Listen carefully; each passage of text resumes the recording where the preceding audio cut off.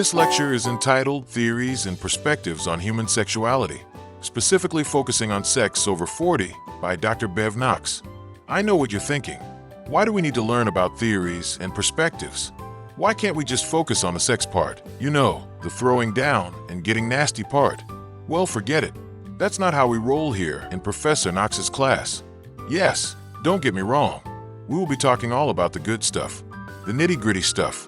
But before we can dive into our fun topics of this course, we have to learn the basic concepts of human sexuality. You have to know what you're talking about when talking to smart and informed people. Can you imagine talking to a beautiful, smart, sexy person, and you are trying to impress them, but you can't keep up with them intellectually? Nope, we can't have that. This is why you need to learn the basics, the foundational concepts of human sexuality. But first, just a reminder, we do have several sponsors for this course, so please review them and utilize their services as you see fit. That will be very helpful to us. Now, let us dive into Dr. Knox's learning video lecture, Theories and Perspectives on Human Sexuality.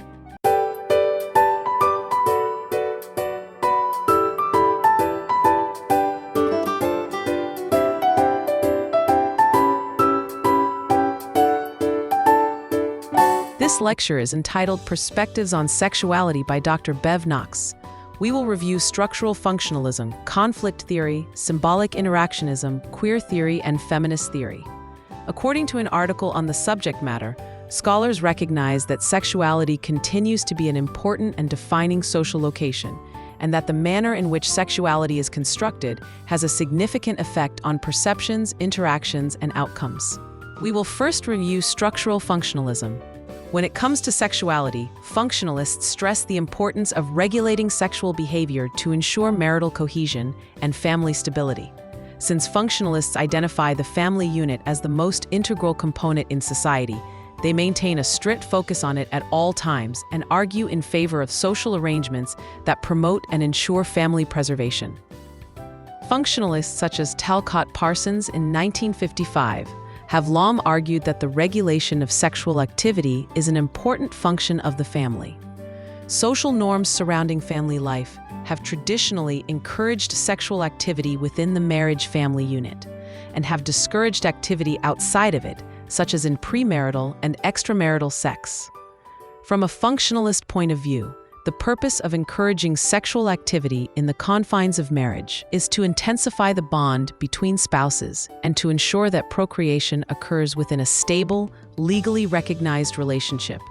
This structure gives offspring the best possible chance for appropriate socialization and the provision of basic resources.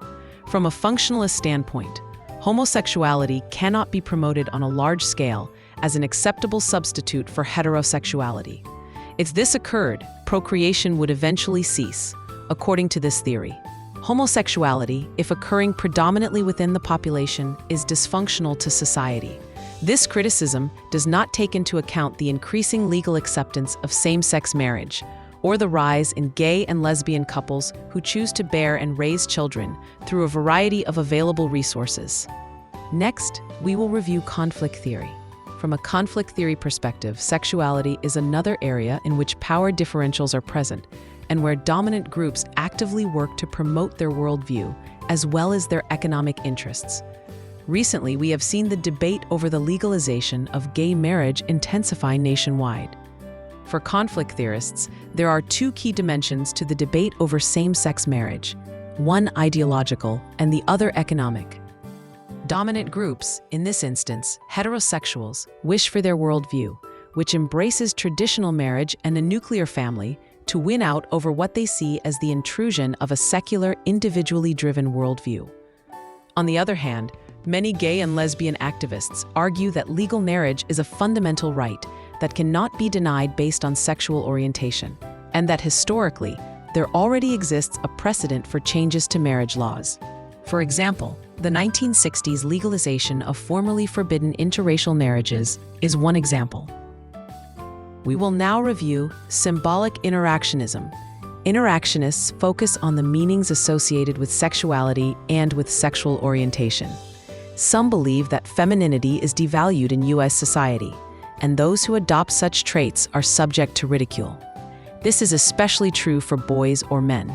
Just as masculinity is the symbolic norm, so too has heterosexuality come to signify normalcy. Prior to 1973, the American Psychological Association, APA, defined homosexuality as an abnormal or deviant disorder. Interactionist labeling theory recognizes the impact this has made.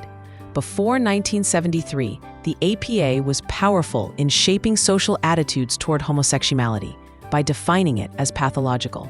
Today, the APA cites no association between sexual orientation and psychopathology and sees homosexuality as a normal aspect of human sexuality. APA, 2008. Next, queer theory is an interdisciplinary approach to sexuality studies that identifies Western society's rigid splitting of gender into male and female roles and questions the manner in which we have been taught to think about sexual orientation.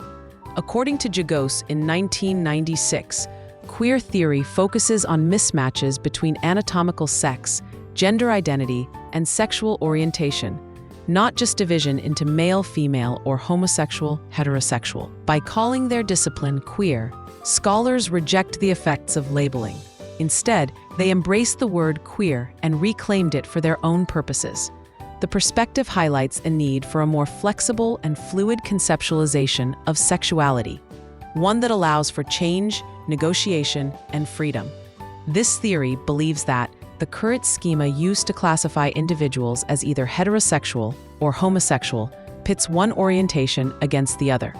This mirrors other oppressive schemas in our culture, especially those surrounding gender and race, black versus white, or male versus female. And now we will review feminist theory.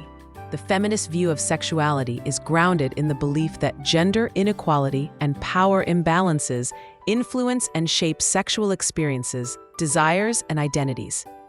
It recognizes that societal norms, cultural expectations, and patriarchal structures often limit and control women's sexuality, while simultaneously perpetuating harmful stereotypes and double standards. Here are some key elements of the feminist view of sexuality. First, sexuality as a social construct.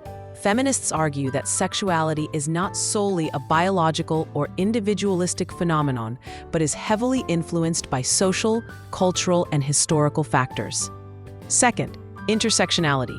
Feminist analysis of sexuality acknowledges the interconnected nature of gender, race, class, and other social identities, highlighting how different forms of oppression intersect and shape sexual experiences. Third, sexual autonomy and agency. Feminism emphasizes the importance of individuals having control over their own bodies, desires, and choices, free from coercion, violence, and societal expectations. Next, challenging gender norms. Feminists critique and challenge traditional gender roles and expectations that limit and restrict individuals' sexual expression and experiences. And lastly, sexual violence and consent. Feminism highlights the prevalence of sexual violence and the importance of consent in sexual encounters, advocating for a culture of consent and the eradication of rape culture. Please be advised, this is an educational, academically sound psychology course by Dr. Bev Knox for adult student learners.